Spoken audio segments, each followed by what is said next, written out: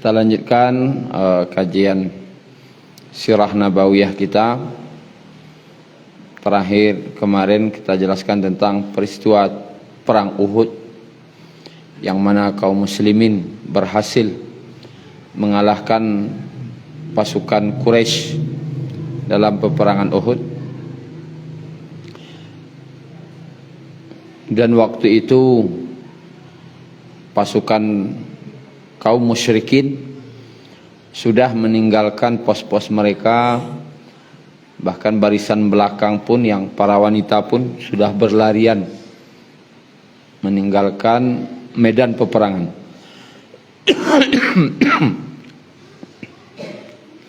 Waktu itu belum ada aturan tentang ghanimah, pembagian ghanimah berapa saja dan untuk siapa.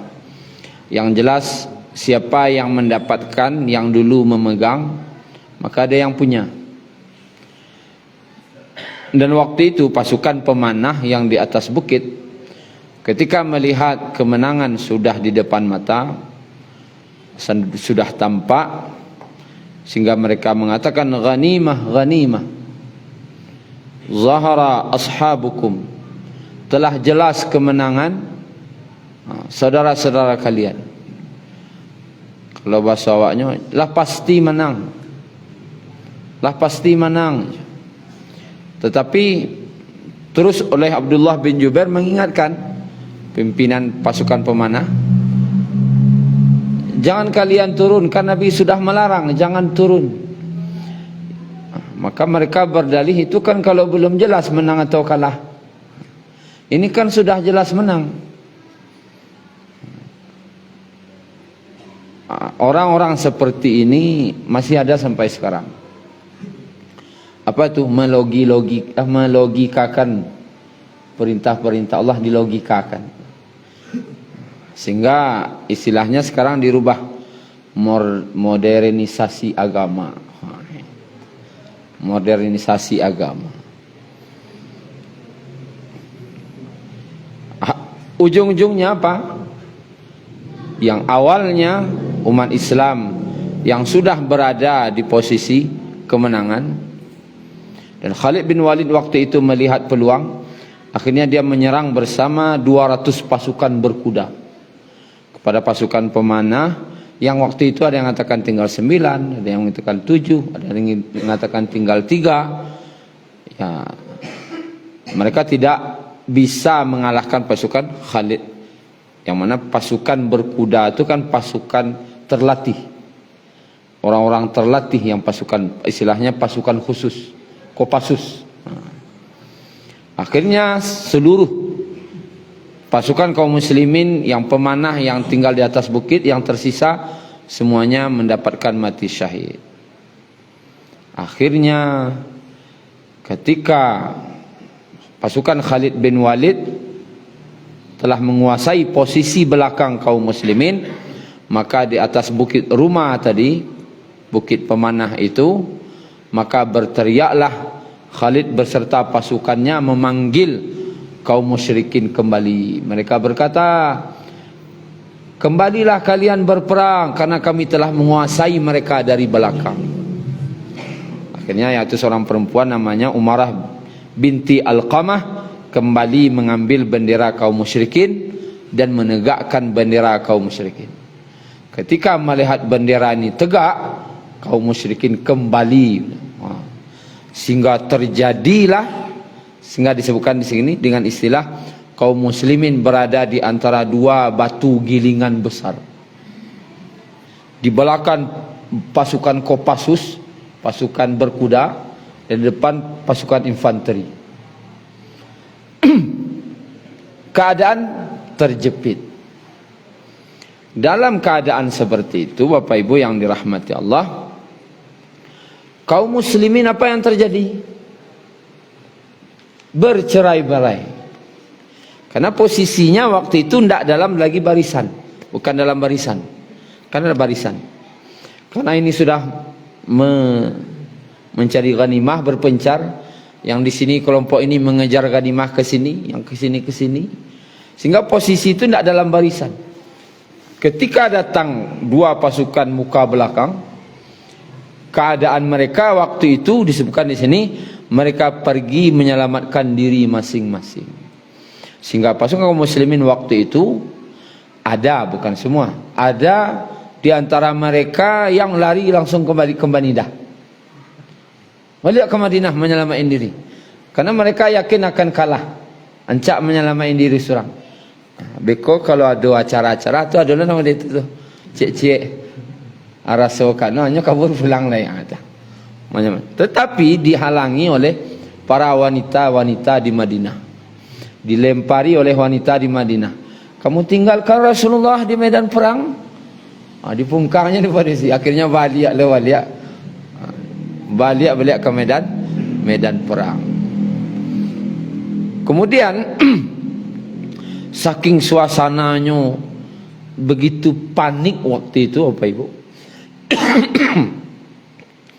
Begitu paniknya, sehingga tidak tahu mana lawan jo kawan lah.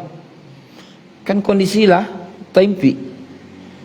Mana lawan tidak jelasnya, muka belakang lah lawan sadanya.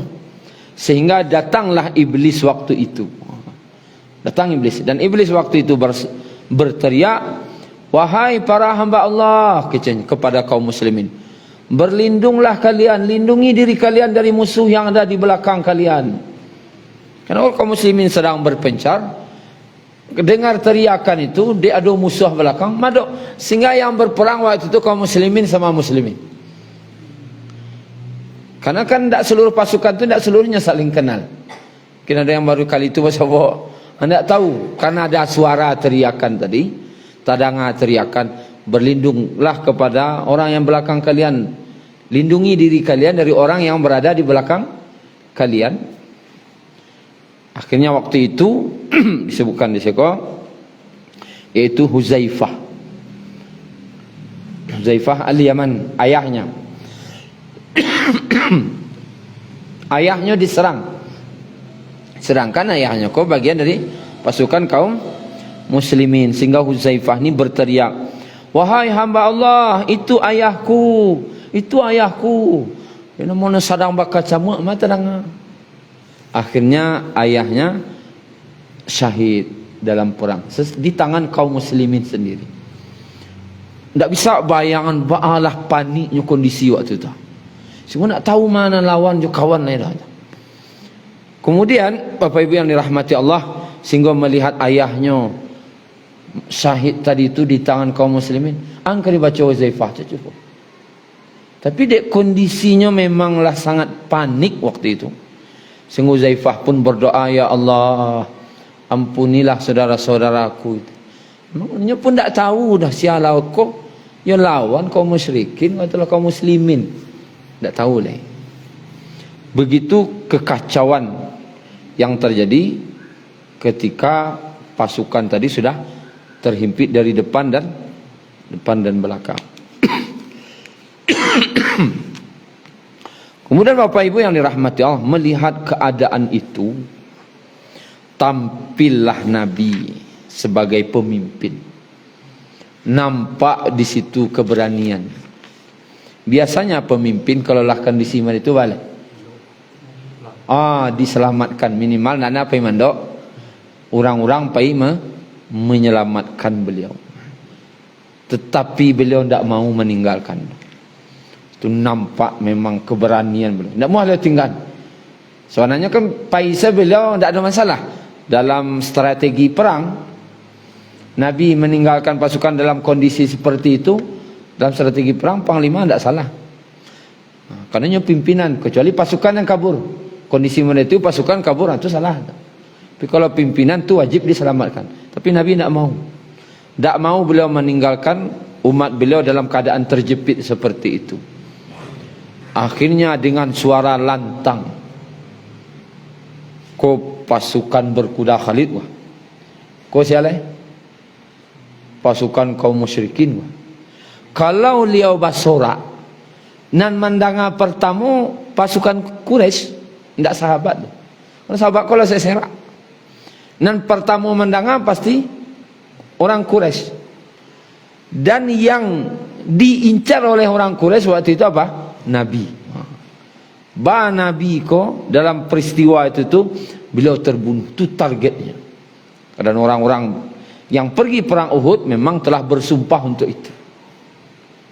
Tetapi Nabi dengan keberanian beliau berteriak, "Ya ibadallah, wahai hamba Allah, hayya bina, mari, kemarilah. Ana Rasulullah, akulah Rasulullah." Tentu saja suara itu isianan dulu nangan orang kaum musyrikin. Maka pasukan berkuda kaum musyrikin langsung menyerang. Karena beliau pakai baju besi. Sebenarnya tidak jalih nama beliau itu dah. Dia pakai baju besi 2 lapis. Karena dengar suara, orang Quraisy tahu suara Nabi. Maka seluruh kekuatan waktu itu dipusatkan kepada Nabi. Nah, kondisi Nabi waktu itu ternyata Nabi waktu itu, Bapak Ibu yang dirahmati Allah, yang diriwayatkan dalam hadis riwayat Muslim dari Anas bin Malik, beliau hanya bersama 9 sahabat. Bayangkanlah, ko 200 orang pasukan berkuda. Iko kaum musyrikin atau jumlah ratusan. Dan beliau hanya 9 orang. 9 itu 7 orang dari kaum Ansar, 2 orang dari kaum Muhajirin. Siapa itu? Talhah bin Ubaidillah dan Sa'ad bin Abi Waqqas. Sa'ad bin Abi Waqqas waktu itu ahli memanah. Talhah bin Ubaidillah ku ahli pedang. Kemudian Nabi SAW bersabda, siapa di antara kalian yang berani menghadang mereka?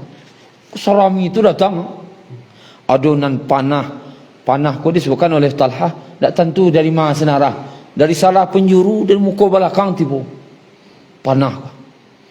Kul adunai pasukan berkuda tadi. Lalu kata Nabi kepada para sahabat, siapa di antara kalian yang berani menghadang daripada serangan mereka? Lalu kecil sahabat, ya Rasulullah, apa yang kami dapatkan? Siapa yang menghadang serangan mereka, dia menjadi temanku di surga. Jungkau di surga ya Rasulullah? Langsung tagak sahabat. Satu persatu datang. Karena orang pasukan berkuda, aku kan ini tidak padang tagak. Ini datang menyerang kancang-kancang dia disembahnya gitu. Dan itu susah melawan pasukan berkuda, itu susah. Apalagi yang sudah terlatih. Wak tagaknya.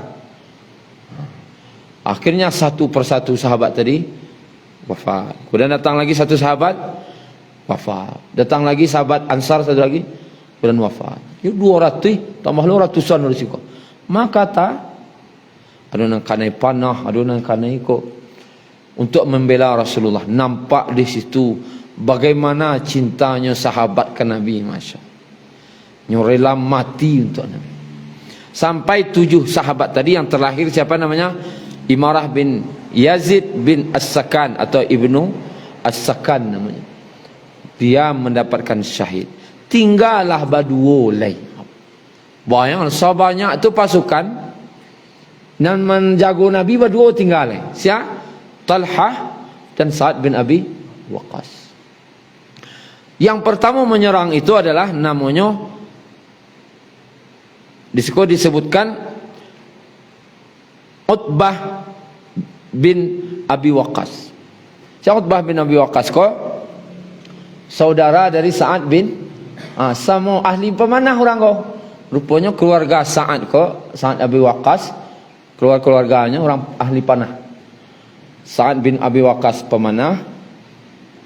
Saudaranya Utbah bin Abi Waqqas juga pemanah. Cuman Utbah kok dari kaum musyrikin. Maka di panahnya Nabi kanai bagian sisi Nabi, bagian pinggang beliau.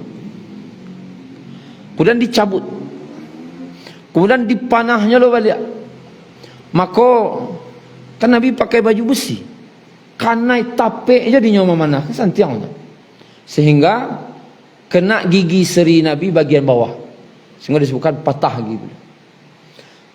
Dalam kondisi itu Sa'ad bin Abi Waqqas berusaha melindungi Nabi. Kecek Nabi kepada Sa'ad, Fadaka abi wa ummi. Karena tak ada yang bela Nabi lain. Siapa datang tu? Siapa datang? Pasti nusratullah, pertolongan Allah. Malaikat 2 orang untuk melindungi Nabi. Dan waktu itu Sayyidina Abdullah bin Syihab Az-Zuhri ko, pasukan berkuda tadi itu, nyulah tagak di dakik Nabi. Dan dia berkata, aku tidak akan selamat. Mana Muhammad? Aku tidak akan selamat kalau dia masih selamat. Lalu berkatalah Safwan. Safwan ko orang Quraisy. Tuhan dakik engkau sabalah engkau nak tagak, nak nampak. Mana tak nampak ke? Memang tak nampak. Allah hijab untuk menyelamatkan nabinya waktu itu. Allah hijab. Sehingga tak nampak. Mana? Di belakang kau tu nak berjalan tu kata Safwan. Tu belakang tu jalanan. Tak nampak dah mana kau aja. Dia benar-benar terhalang dari pandanganku. Kan Allah bersumpah kau membunuhnya je. Mana tak nampak. Datang pertolongan Allah dengan tidak dinampakkan, dan 2 malaikat yang melindungi Nabi.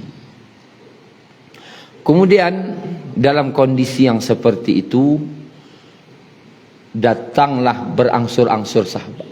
Kejadian kau terjadi apa ibu? Tidak sepanjang cerita kau dah. Begitu cepat kejadian kau. Kalau dalam kondisi perang tidak sepanjang cerita kau kejadian dah. Sabanta kejadian, mungkin 2 minit 3 minit kejadian tu. Dan aslinya karena begitu cepat. Tak lama sudah tu dek sahabat lah mendengar Nabi berkata tadi, ana Rasulullah, akulah Rasulullah. Terang ada sahabat nan jawab, macam mana dakik dulu tiba yang Quraisy. Akhirnya datang. Siapa yang pertama tiba apa ibu? Mertua tersayang beliau saya. Abu Bakar, sahabat tercinta. Yang paling dakik beliau. Siapa yang pertama datang? Abu Bakar. Kemudian setelah itu siapa yang datang? Disebutkan Abu Ubaidah. Abu Ubaidah. Kemudian satu persatu setelah itu kemudian datang lagi. Siapa yang datang? Datanglah Abu Dujanah yang pakai kabik kepala merah. Kemudian datang lo Mus'ab bin Umair, datang Ali bin Abi Talib, datang Sahal bin Hanif, Malik bin Sinan, kemudian datang Ummu Umarah, datang Qatadah, datang Umar bin Khattab, datang Hatib bin Abi Balta'ah, dan Abu Talhah. Mulai berhimpun lebih kurang 30 orang sahabat. Lah banyak sahabat tiba, mulai bisa membendung serangan-serangan tadi itu. Dan Abu Ubaidah mencaliak Nabi tabanam basi di pipi beliau. Kau dah milia darah. Maka kalau dicabut je tangan tu sakit. Maka agar jangan menyakiti Nabi, Abu Ubaidah ko digiginya. Digoyang-goyang lu. Sakit pak dia goyak tu. Itu baru bercabut. Man tak cabut basi go cek, tak cabut lagi giginya cek. Saking karihnya.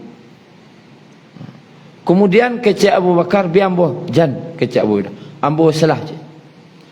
Digigina cek lainnya kan 2. Dicabutnya, tak cabut basi ko, tak cabut lagi giginya cek. 2 giginya tengah.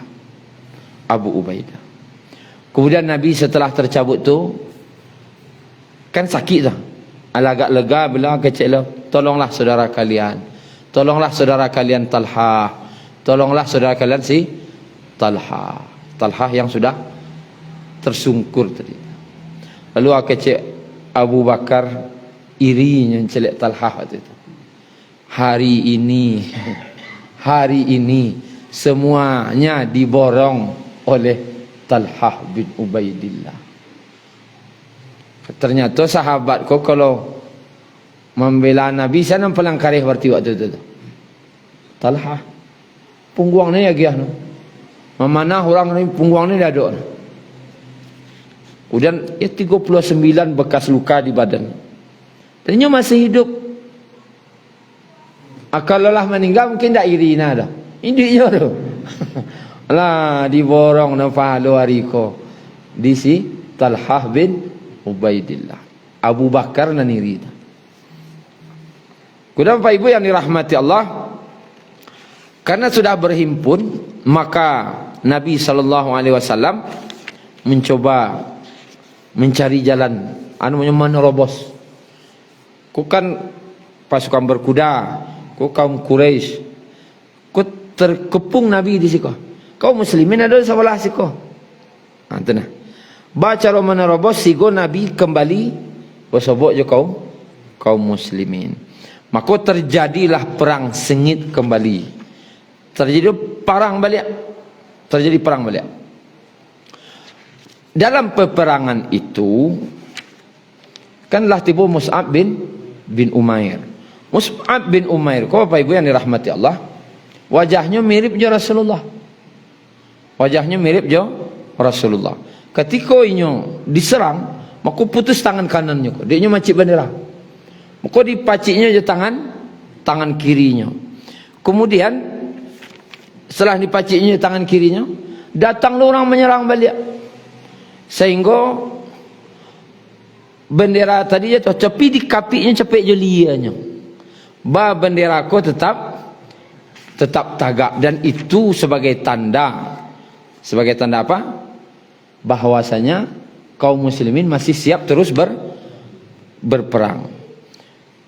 Lalu Bapak Ibu yang dirahmati Allah Subhanahu wa taala, ketika Mus'ab bin Umair kolah meninggal, lah terjatuh, tinggal jelianya, kemudian datang orang memukulkan, yaitu tombaknya kepada Mus'ab bin Umair, sehingga bendera tadi jatuh balik.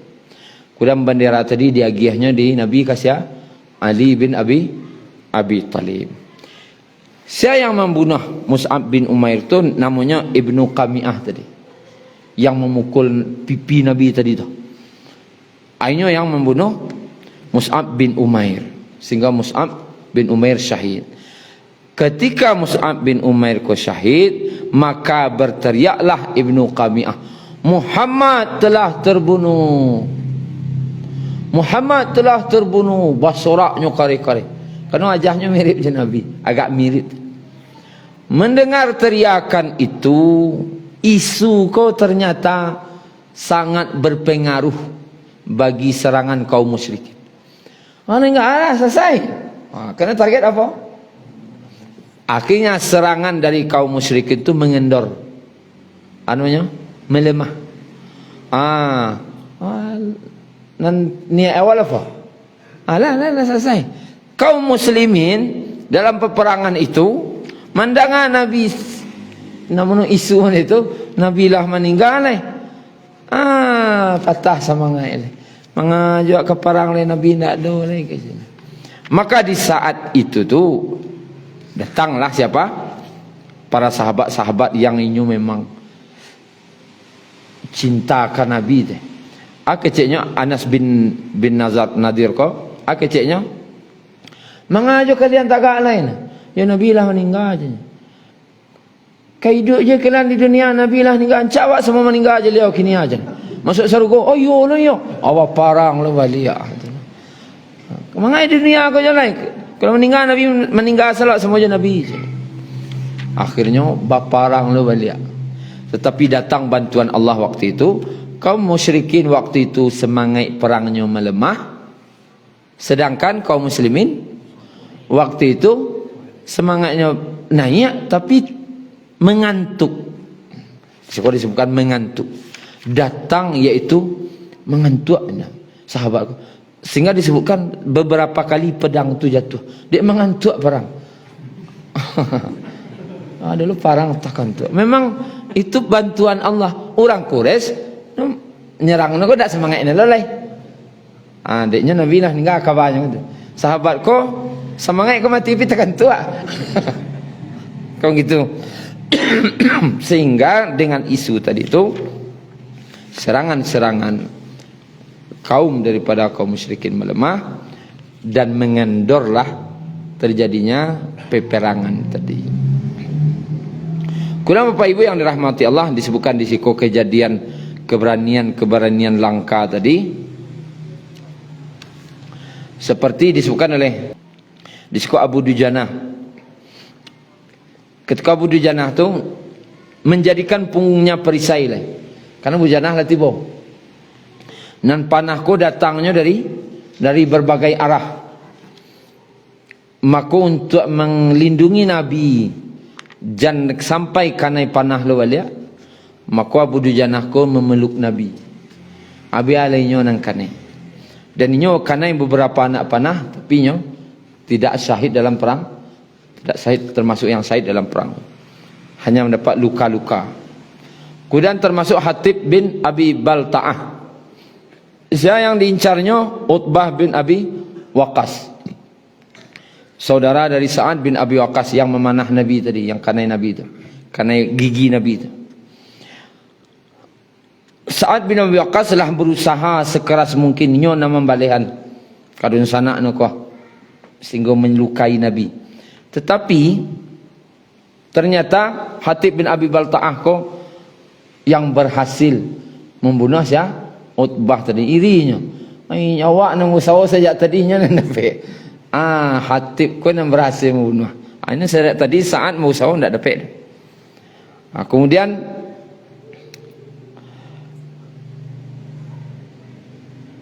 disebutkan kejadian luar biasa tentang si Qatadah bin An-Nu'man. Kejadiannya Qatadah ko ketika dalam melindungi Nabi tadi dalam situasi genting tu, sehingga kanailah matanya, kanai panah dari siku tembus sehingga keluar matanya kah kanai panah dari belakang keluar matanya, dicabut panah oleh, tapi mata ko lah tagayang oleh kah, maka diambil di Nabi matanya masuk di Nabi lah. Dana keceknya itulah yang paling tajam pencalian. Pada mata ni lok kah, mata yang paling tajam mencalian tu kan dia memanah. Kalau di pandang mana mata nang kanai dimasukkan Nabi itu dia itu nan tajam pidiak nanti. Itu suatu kejadian luar biasa. Apinya cuba oleh dia awak. Mata Nabi yang memasukkan awak sia tu lah dua tu. Awak sia. Kemudian Abdul Rahman bin Auf dalam pertempuran itu mulutnya luka kanai panah, kemudian gigi serinya tercabut, kemudian tubuhnya ada sekitar 20 bekas luka, kakinya yo singgonya termasuk Abdul Rahman bin Auf ko kakinya pincang, masih ada bekasnya pincang karena peristiwa perang Uhud. Kemudian termasuk juga Malik bin Sinan, ayahnya Abu Sa'id Al-Khudri. Malik bin Sinan ko kan Nabi luka keluar aja darah sekarang. Dicucuknya darah tu, biar mau berasihan darah engkau ya Rasulullah. Dicucuknya darah Nabi tu, diluluannya. Kecek Nabi muntahanlah, tak. Muntahan, indah. Diluluannya. Demi Allah, aku ingin darah kekasihku menyatu dengan diriku. Aku ingin darah kekasihku menyatu dengan diriku. Ambilnya pedangnya perang ini. Dan akhirnya Malik bin Sinan ko meninggal syahid. Doa kecek Nabi, siapa yang ingin melihat ahli surga, maka lihatlah Malik bin Sinan. Kemudian Bapak Ibu yang dirahmati Allah Subhanahu wa taala, setelah itu Nabi berhasil menerobos dengan 30 pasukan kaum muslimin tadi, menerobos sehingga bersiap beliau bersobok dengan Ka'ab bin Malik pertama dari barisan kaum muslimin di tempat lain. Kemudian Ka'ab ko berseru sekeras-kerasnya. Nampak Nabi, dia baru tahu ko ceritanya bah lah meninggal. Aduh Nabi baru. Sehingga bersorak, ya ma'asyaral muslimin, absyiru. Wahai kaum muslimin, bergembiralah. Hadza Rasulullah. Ini dia Rasulullah, konya Nabi aja. Lo kecek Nabi, jangan kare-kare. Untuk kenapa?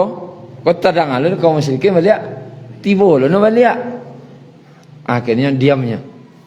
Akhirnya berkumpullah Nabi dan para sahabat dan beliau mencari jalan untuk ke Bukit Uhud. Akhirnya dijadikanlah Bukit Uhud itu belakangnya sebagai sebagai benteng. Kemudian lah Nabi naik ke atas Uhud. Kau nampak di Khalid, nampak di Abu Sufyan, dia beruan, tak meninggal dah. Hoak cerita rupanya tadi tanya. Sia Ibnu Qami'ah tadi, keceknya Nabi lah. Allah senanglah tu orang pun masih hidup. Dikajarnya lo balik di Khalid jo si Abu Sufyan tadi ke bukit. Menaik lah nya kata bersama pasukan tu. Sehingga Nabi situ berdoa, ya Allah, jangan sampai mereka sampai ke atas ni ya Allah. Maka disuruh dia Nabi para sahabat untuk memanah. Termasuk Abu Talha, tak panah. Sungguh panah kerana surang, terjatuh. Panah lihat kerana lu serang, terjatuh lihat. Menceliklah berdua dan jatuh. Suri seorang kau ni. Balik orang kau balik. Sehingga kaum muslimin bersyukur orang kau ndak naik kata. Sehingga kaum muslimin lah nampak Nabi naik kan tinggi. Sini Nabi an. Sehingga kaum muslimin satu persatu mulai berkumpul ke atas bukit Uhud. Itulah kejadiannya Bapak Ibu yang dirahmati Allah. Dan di atas bukit Uhud Nabi berkumpul kembali bersama sahabat, dan setelah itu tidak ada terjadi peperangan. Yang paling nanti datang setelah itu adalah seperti Ubay bin Khalaf. Datangnya ke Nabi, ditamuinya Nabi. Keceknya, wahai Rasulullah, bolehkah salah seorang kami menyerangnya? Kecek para sahabat ketika Ubay bin Khalaf datang. Biarkan dia datang. Kemudian Ubay bin Khalaf ngecek, aku bersumpah akan membunuh Muhammad. Karena dia dulu pernah di Makkah dulu. Aku akan membunuhmu hai Muhammad, kecek Ubay bin Khalaf. Tapi kecek Nabi, tidak, aku yang akan membunuhmu, kecek Nabi. Kalau orang Quraisy Nabi mengecek percayanya Pak. Hanya kamu nak apa? Saja tu ambo ndak aman ini ambo kecek. Pasti terjadi kok. Ambo harus dulu membunuhnya. Ku ndak inyo membunuh ambo je. Maka dicarinya Nabi karena terang kabar Nabi masih hidup, dicarinya. Cik sahabat, biar kami menyerangnya. Biasalah cik. Datangnya. Maka diambil dari Nabi tombaknya. Tombak di Nabi. Kan ndak kanai dah, tagore seketik sikah. Mak tagore seketik ko pakiak ndak tangguang dah. Ambo dah mati, ambo dibunuhnya di Muhammad. Baliknya ke Khalid, balik Abu Sufyan. Alah dekat seketik tu nah. Akal labiah nak kecek kaum musyrikin kainyo. Kalau dibagilah sakit nak aja kepada kaum yang ada di Makkah, tak taluk diorang menahan sakit no doh kecek. Sana nak sakit ni di mana? Siko. Kalau nak siko, kalau nak sakit seluko tu nya. Rupanya yo dalam perjalanan pulang dari Madinah ke Mekah, nyumbang rakyat-rakyat ke kerajaannya. Ambo lah dibunuhnya di Muhammad. Ambo lah dibunuhnya di Muhammad. Orang 30 hari lukon waktu tu. Ini sekitar goreng seketeknya pakian no kalabihan. Sehingga berang orang sadunya kayaknya. Luko segitu nah goreng seketek pakian tangguang saja. Itulah kira-kira. Akhirnya ternyata yo dek marakyat-rakyat ke marakyat-rakyat aja mati dek parasayan seleh. Bukan dek penyakit sebenarnya. Dek hati ko lah akhirnya di perjalanannya dalam keadaan meninggal, matinya akhirnya. Siapa? Ubay bin Khalaf. Itulah Bapak Ibu secara ringkas tentang bagaimana terjadinya perang Uhud. Kemudian insyaallah kita lanjutkan nanti dengan peristiwa yang terjadi setelah peperangan Uhud. Syukran ya Rabbi, syukran hadaita qalbi, syukran.